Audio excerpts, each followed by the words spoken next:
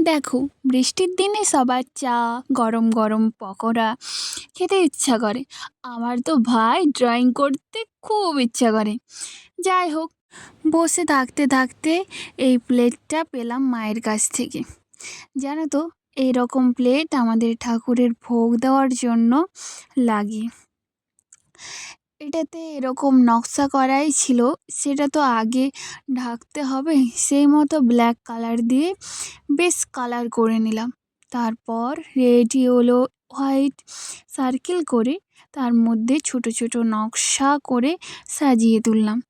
অবশ্য এরকম কাজ করতে বেশ অনেকটাই সময় লাগে, পরিশ্রমও হয়, তবুও কিন্তু পছন্দের কাজ, পরিশ্রমটা কিছু মনেই হয় না। কিন্তু যতই বলি মুখে মনে হয় না মনে হয় না, কিন্তু হাত তো খুবই ব্যথা করতে শুরু করে দেয়। আবার কোমরটা বাকি থাকে না, সেটাও ব্যথা শুরু হয়ে যায়। কিন্তু কী বলো তো, এই জিনিসটা আমি একটা নতুন রূপ দেব, সেই আশাতেই বসে পড়ি। যতই কষ্ট হোক, যতই পরিশ্রম হোক, যতই সময় যাক, সব কাজ ফেলে আমি এই কাজটা করেই তুলব, এই আশা নিয়েই বসে থাকি। কিন্তু কী জানো তো, এই ছবিটা মানে এই আঁকাটা কী জানি কেমন হয়েছে।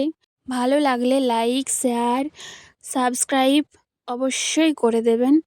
কমেন্টও করে দেবেন। তোমাদের ভালোবাসা আমার উন্নতির লক্ষণ। বাই।